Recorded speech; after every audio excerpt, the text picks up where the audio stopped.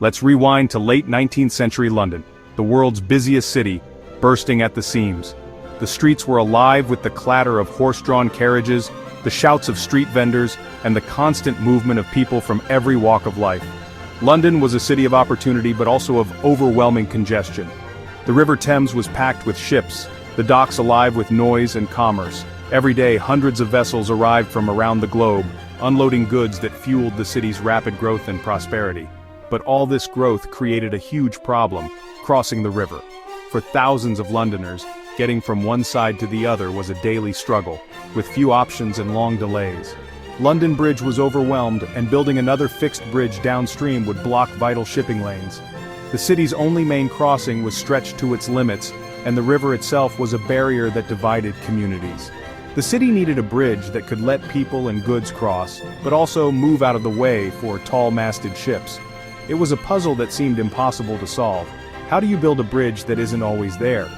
Tunnels were too expensive and risky, ferries too slow for the booming East End. The city's options were running out, and frustration was mounting among workers and business owners alike. The city's economy was at stake. Traffic jams cost businesses dearly, and people were cut off from jobs. Every minute lost in traffic meant lost wages, missed opportunities, and growing discontent. In 1876, a special bridge or subway committee was formed to solve the impossible: build a bridge that wouldn't choke the city's lifeblood. The committee was made up of engineers, city officials, and visionaries determined to find a way forward. The challenge? Create a crossing that could handle both relentless road traffic and the world's busiest port. It had to be strong, reliable, and above all, innovative.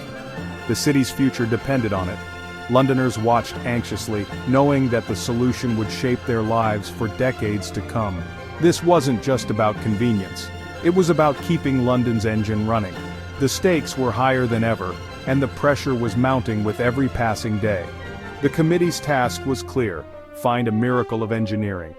They pored over blueprints, debated bold new ideas, and searched for inspiration from around the world. The stage was set for one of the boldest construction projects in London's history. The world was watching, eager to see if the city could rise to the challenge. London needed a solution that would define the city for generations. The pressure was on, and the city's leaders knew failure was not an option. The race to build the impossible had begun, a race that would test the limits of Victorian engineering and imagination. The committee was flooded with over 50 wild designs, some brilliant, some bizarre. High-level bridges were too impractical, tunnels too risky. Sir Joseph Bazalgette's massive arch bridge was rejected. Years passed, and frustration grew. Then, in 1884, a breakthrough city architect, Sir Horace Jones, and engineer Sir John Wolfe Barry proposed a revolutionary bascule bridge. Two giant arms would lift to let ships pass, while high-level walkways kept pedestrians moving. The design was both practical and elegant. To blend with the historic Tower of London, the steel skeleton was clad in Cornish granite and Portland stone, giving it a timeless Gothic look. It was Victorian engineering at its finest, innovative, beautiful, and perfectly suited to its surroundings. The city finally had its answer. The impossible was about to become reality. London was ready to build its new icon. The plan was set in motion. Construction began in 1886, marking the start of one of London's most ambitious engineering projects. The city was buzzing with anticipation, as the skyline was about to change forever. For 8 grueling years, the site became a hive of activity, filled with the relentless sounds of hammers, steam engines, and the shouts of hundreds of workers. Day and night, progress marched on. Workers sank massive steel caissons deep into the riverbed, toiling in dangerous pressurized chambers beneath the Thames. The work was perilous, with every shift bringing new risks and challenges. Over 11,000 tons of steel formed the bridge's skeleton, each beam and rivet assembled with Victorian muscle and the power of steam-driven cranes. The scale of the project was unprecedented for its time. Slowly, the towers rose above the river, and the walkways began to take shape. Londoners watched in awe as a new landmark emerged, transforming the city's horizon. 432 workers braved harsh conditions, bitter cold, suffocating heat, and constant danger. At least 10 men lost their lives, a somber reminder of the human cost behind the achievement. Their grit and sacrifice built more than just a bridge. they built a symbol of hope, resilience, and progress for generations to come.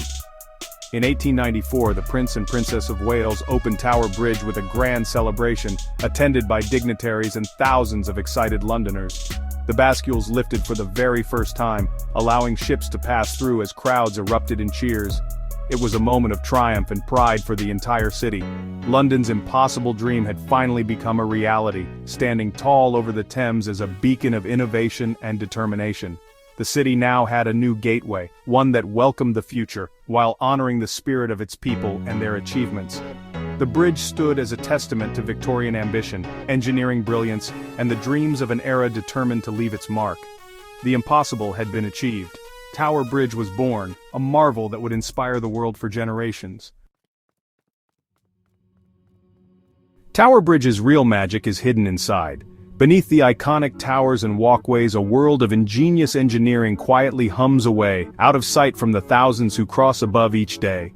Here you'll find Victorian hydraulics at their absolute best, a testament to the era's bold ambition and technical mastery. Two massive steam engines once pumped water into enormous hydraulic accumulators, storing immense power and energy, ready to be unleashed at a moment's notice. When a ship approached, the bridge master would pull a heavy lever, releasing high-pressure water to giant pistons that powered the bridge's movement. Balanced by huge counterweights, the bascules, those massive roadways, swung up in under a minute. The motion was smooth, powerful, and almost silent, a true feat of mechanical precision. The entire process was a marvel of efficiency, designed to minimize disruption and maximize reliability.